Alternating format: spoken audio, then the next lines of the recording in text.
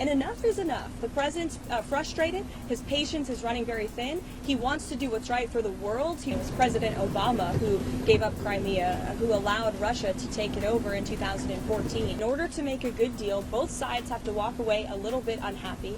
And unfortunately, President Zelenskyy has been trying to litigate this peace negotiation. Can we expect more open-door press conferences in the near future? Wasn't that fun? A little fresh air this morning. It's good for everybody. You heard from the president earlier. You'll hear from him again at 5 o'clock. As you all know, he's signing executive orders. There will be 7 executive orders by my account focused on education. Secretary Linda McMahon will be here in the Oval Office as well. I won't get ahead of them, but we'll see you all there, and the president will take some questions, but I'll take some now too. Hey, Karoline, what have the huge tariffs on China accomplished?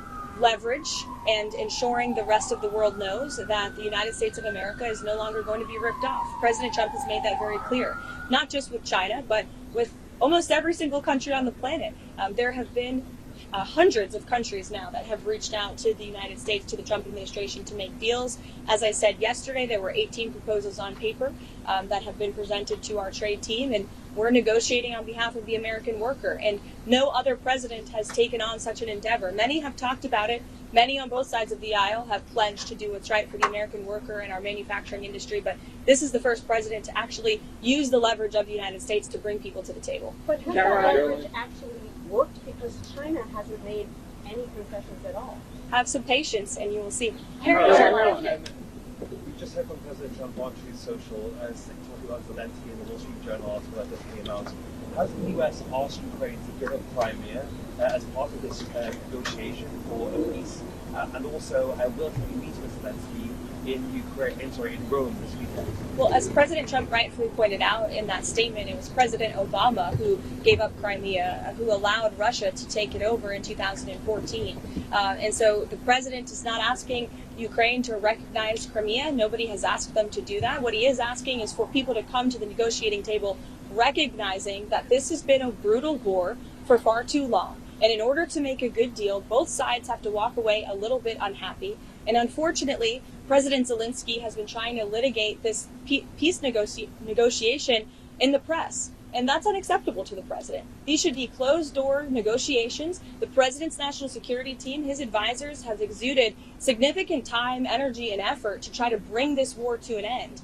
The American taxpayer has funded billions of dollars in this effort, and enough is enough. The president's frustrated. His patience is running very thin. He wants to do what's right for the world. He wants to see peace. He wants to see the killing stop.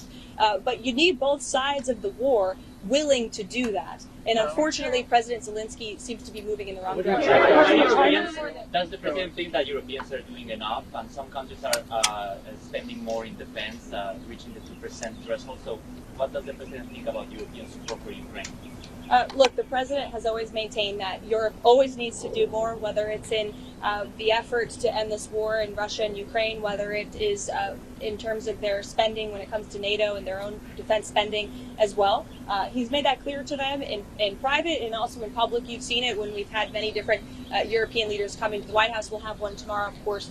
Norway will be here tomorrow. Karoline, as the president his conversations with the Zelenskyy brothers, has he threatened to walk away if that is not accepted by the end of the day? Not by the end of the day today, but the president has maintained that his frustration is growing and he needs to see this thing come to an end. Karoline, can I ask you? Will President Trump and President Putin meet in Saudi Arabia next month? Is that the plan?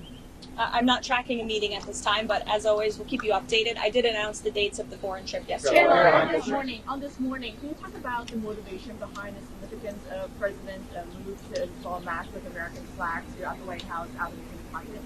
I'm sorry? Can you talk about the motivation behind, as well as the significance of the President's move to install massive American flags? Oh, the at the flags. White House? I thought you were referring to the flags we lowered in honor of Pope Francis. Yeah, look, I mean, the president is a real estate developer at heart.